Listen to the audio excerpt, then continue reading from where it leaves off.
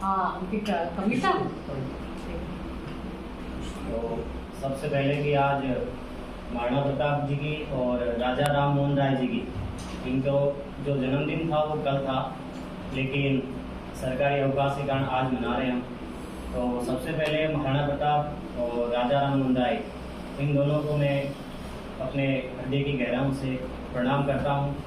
और यहाँ इस कॉन्फ्रेंस हॉल में आदरणीय गुरुजी मैम और हमारे भारतीय सेना के रिटायर्ड सर बैठे हैं, आपको भी हार्दिक अभिनंदन।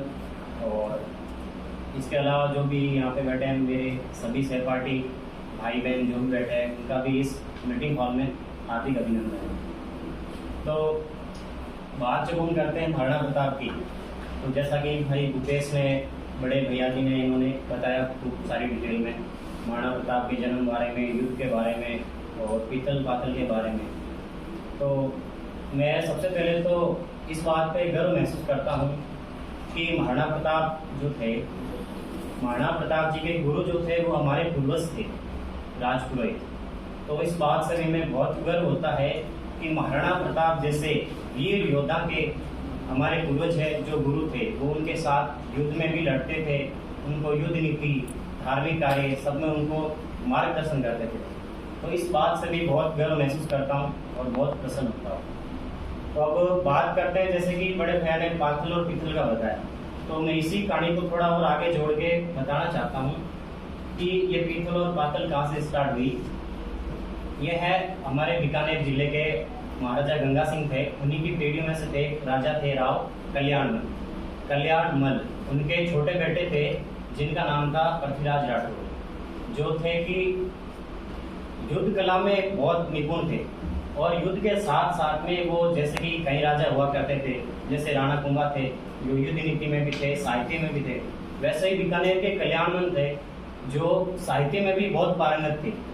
और कल्याणमल थे वो महाराजा जो अकबर था उनके अधीन काम करते थे, वो वहाँ रहते थे उनके राज में, वो उनके मतलब प्रशंसक वगैरह थे। तो लेकिन वो फिर भी एक व्यक्ति को वो अपने पूरे दिल से सम्मान करते थे, वो थे महाराणा प्रताप। तो वो मतलब अकबर को हमेशा मूंछ पर ताव देते थे कि अकबर आपके सामने कभी भी नहीं झुक सकता, प्रताप आपके सामने कभी भी नहीं झुक सकता।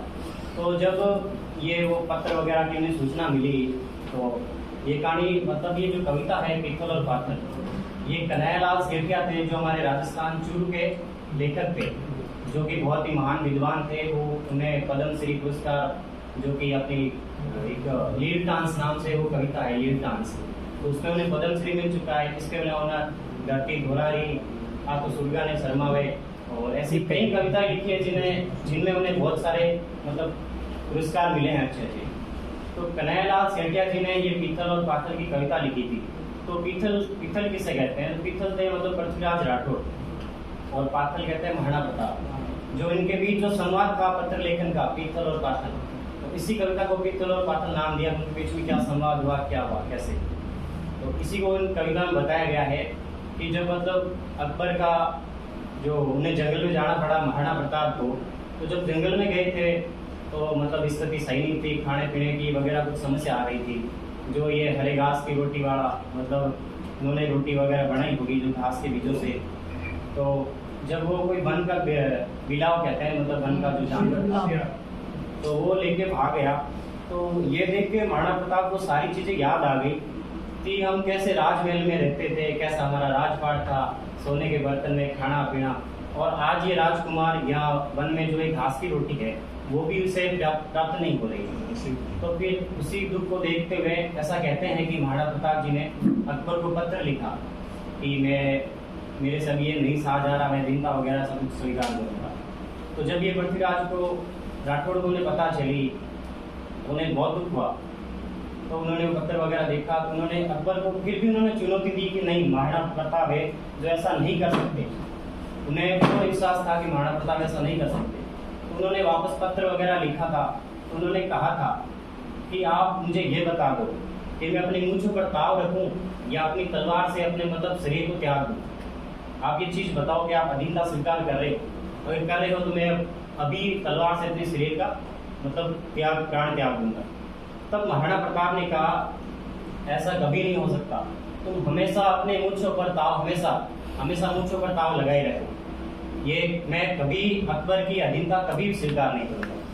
तो यही इसमें जो कविता में पूरा लिखा हुआ है वही संवाद था, वो कन्हैयालाल सेठिया जी ने लिखा था, और यही तो कविता थी जो उन्होंने सुना दी। और एक बात और है कि हम हमेशा से मतलब इतने वर्ष हो गए महाराणा प्रताप जी की मतलब उनकी मृत्यु वगैरह को, तो हम लगभग 536 या 500 से ऊपर साल हो गए, फिर भी आज हम कई सालों से उनकी जयंतियाँ मनाते आ रहे हैं, उनकी पुण्यतिथि मनाते आ रहे हैं, लेकिन फिर भी हम उनसे कोई सीख नहीं लेते। कोई महाराणा प्रताप जैसा क्यों नहीं बन पा रहा अभी भी? 500 साल हो गए हम बड़ी बड़ी बातें करते हैं, महाराणा प्रताप ये हमारे राजस्थान के, हमारे इधर के, तो हम उनसे क्यों नहीं सीख पाते? क्यों नहीं हम हर कार्य में आगे बढ़ के महाराणा प्रताप की तरह समाज में, देश के लिए कुछ ऐसा मतलब परिवर्तनकारी कार्य कर सके? तो ये चीज़ जरूरी है कि हम ऐसा नहीं कि हम बस हर साल उनकी जयंती मनाते रहे, महाराणा प्रताप की जय जिंदा हो, ऐसी चीज़ नहीं, बल्कि उनसे कुछ सीख के समाज में अपने समाज को आगे बढ़ाने के लिए शिक्षा के क्षेत्र में इसका हमें जरूर उपयोग करना चाहिए, यही बात है। और जो कविता तो उन्होंने सुना दी, आप सुना दो, अगर सुनाना चाहो तो सुना दो। आपकी तो आवाज मास्टर से सुनो, आप जैसा गा दोगे कि बात ये पिक्चर पागल वाली सुना हो या वो नीली घोड़े वाली, जो आपकी इच्छा हो, दोनों सुना दो, ये सुना दो, दोनों सुना दो। चलो पहले मैं थोड़ी इसमें क्या मेरे राग वगैरह की प्रैक्टिस नहीं है, तो मैं जैसे आती फ्लो बनाओ, वैसे ये पिक्चर पागल वाली थोड़ी सी गा देता हूँ। तो हरे घास री रोटी ने वन बिलावड़ो ले भाग्यो, राणा रो सोयो नानो सो अमर्यो चीक पड़ियो, राणा रो सोयो दुख जाग्यो, हरे घास री रोटी ने वन बिलावड़ो ले भाग्यो, नानो सो अमर्यो चीक पड़ियो, राणा रो सोयो दुख जाग्यो।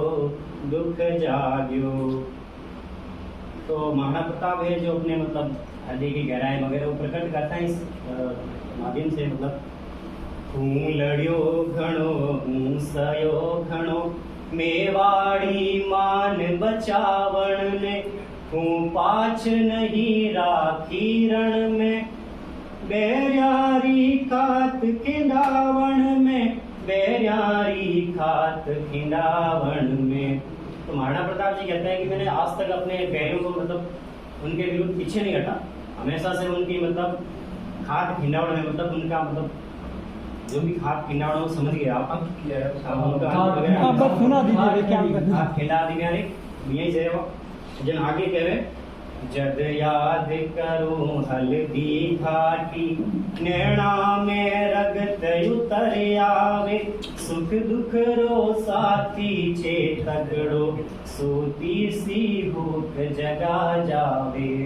तो मतलब वो चेतक की मृत्यु हो गई थी, तो वो याद करते रहते हैं चेतक जी को, तो मतलब उनके बार बार उनको रोना आ जाता है, नैना में रगत मतलब आंखों में आंसू आ जाता है। पण आज बिलख तो देखो हूँ, जद राज कंवर ने रोटी ने, तो छात्र धर्म ने भूलू इंदवाणी माटी ने। मतलब इसमें कहते हैं छात्र धर्म ने भूलू, मतलब क्षत्रिय का जो धर्म होता है युद्ध लड़ना वगैरह, वो मतलब राजकौर को ऐसा विलेपता देख के वो कहते हैं मैं इस छात्र धर्म को भी छोड़ सकता हूँ। आगे कहते हैं, मेला में 56 भोग झका, मनवार बिना करता कोनी, सोनेरी थाळ्या नीलम रे, बाजोट बिना धरता कोनी। हे हाय झका करता पगलियां, फूलारी कवड़ी सहजा पर, बे आज रुड़े भूखा तिसिया, हिंदवाणे सूरज राटा बर, हिंदवाणे सूरज राटा बर। आ सोच हुई टूक तड़प राणारी भीम बजर छाती आँख्या में आंसू भर बोलिया मैं लिख स्यूं अकबर ने पाती। तो यहाँ पे मतलब ये सारी घटना देख के यहाँ लगे आँखों में पानी आ गयो। जो मतलब बंजर सी जो छाती थी, मतलब पत्थर की तरह जो उनकी छाती थी, वो भी मतलब उससे मतलब रोना आ गया था। तो वह कहते हैं कि अब मैं अकबर को पाती यानी पत्र लिखूंगा। तो फिर आगे पढ़ लिखूं किया जग देखे है आडावड़ ऊंचो हियोलिया चीतोड़ खड़ियो है मगरा में विकराल भूत सीलिया चिया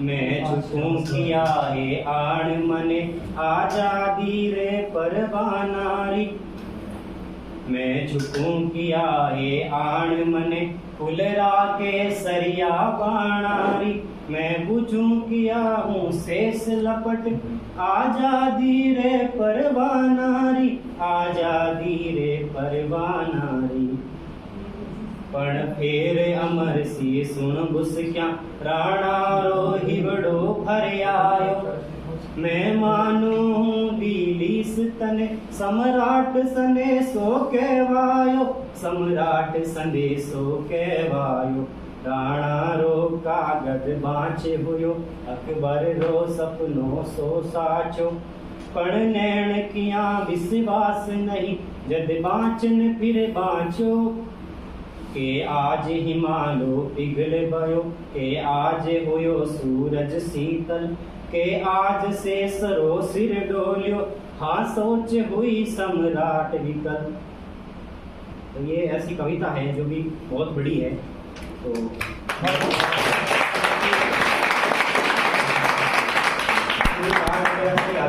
जैसी मैंने कोशिश की वो आपके सामने ये थी। और अब जब हम बात करते हैं सार्वजनिक पुस्तकालय दिवस की, तो सबसे पहले तो पुस्तकालय मतलब होता क्या है।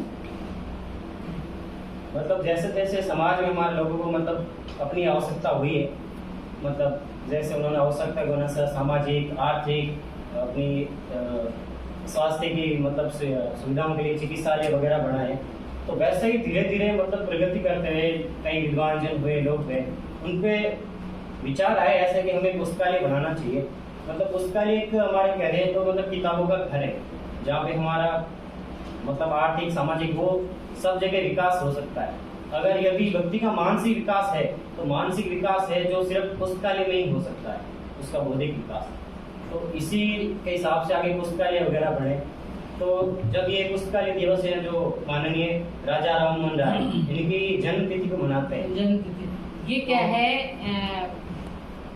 राजा राममोहन राय फाउंडेशन है, कलकत्ता में। तो उन्होंने क्या है, इनके जन्म दिवस के रूप में ही इसको सार्वजनिक पुस्तकालय दिवस घोषित किया। तो तभी से हम क्या है ये मनाते हैं सार्वजनिक पुस्तकालय दिवस। जैसा कि इन्होंने मतलब शिक्षा के क्षेत्र में महिलाओं को पढ़ाने वगैरह में इनके लिए जो भागीरथ प्रयास किए, मतलब जैसे भागीरथ ने गंगा नदी लाई थी, वैसे इन्होंने शिक्षा के क्षेत्र में समाज सुधारक तो थे ही है। मतलब जैसे इन्होंने विधवा विवाह के ऊपर बहुत अच्छा काम किया। समाज सुधारक थे। तो इसी के कारण क्षेत्र में कुछ किया हो। तो इसी के कारण जो भी कुछ 3-4 साल पहले इनकी ये जो जयंती पुस्तकालय दिवस के रूप में मनाने लगे हैं राजा राममोहन राय के जन्म तिथि। तो पुस्तकालय ये था, मतलब पुस्तकालय भी कई प्रकार के होते हैं। जैसे पुस्तकालय होते हैं, कुछ राष्ट्रीय पुस्तकालय होते हैं, कुछ सार्वजनिक जो हमारा ये है सार्वजनिक पुस्तकालय, और एक होता है शैक्षणिक जो मान लो एकेडमिक, और कुछ व्यवसायिक। जो ये अपना सार्वजनिक पुस्तकालय है मतलब हर किसी के लिए, पब्लिक के लिए खुला रहता है। यहाँ पे आए पुस्तकें वगैरह पढ़े, जो भी ज्ञान में वृद्धि करना चाहते हैं, इसके लिए ये ऐसा इसका कॉन्सेप्ट है। इसमें एक महान विद्वान थे भारतीय J.S.R. रंगानाथन, वो हमारे क्या है पुस्तकालय जगत के वो जनक थे। भारत में मतलब उन्होंने इस पुस्तकालय को बढ़ाने के लिए बहुत सहयोग किया रंगानाथन जी।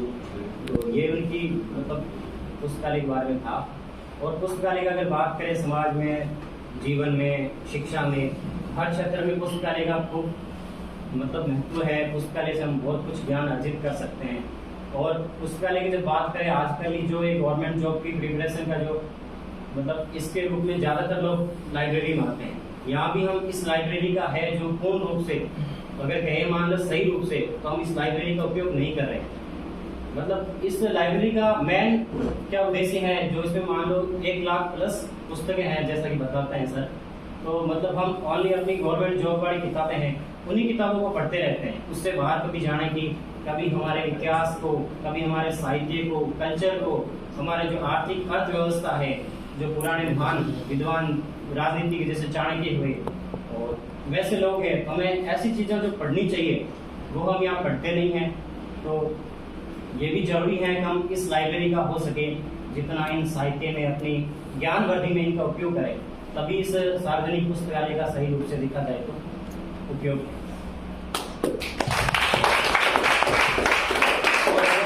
एक बात और की जाए मतलब सार्वजनिक पुस्तकालय से जो मतलब आपने कहा शिक्षा के क्षेत्र में इसका महत्व और बहनों के लिए या महिलाओं के लिए, तो मतलब इनमें हम सभी लगभग ग्रामीण क्षेत्र से आते हैं, सब ग्रामीण क्षेत्र से ही है। और लगभग ऐसा हो सकता है कि हम ग्रामीण क्षेत्र में मतलब हमारे गांव में जो गवर्नमेंट स्कूलें होती है उसमें हम कोशिश कर सकते हैं कि ये जो पुस्तकालय वाला ऐसा कॉन्सेप्ट है हम भी वहाँ गांव में अपनी सब युवा लोग मिलकर कोशिश करके ये गांव में भी इसको उपयोग में ला सकते हैं। जो हमारे छोटे भाई बहन हैं उनको भी ऐसा बता सकते हैं पुस्तकालय में कैसे क्या पढ़ाई वगैरह, अच्छा साहित्य वगैरह सब उपलब्ध करा के हमें भी ऐसा मतलब कोशिश करनी चाहिए। धन्यवाद।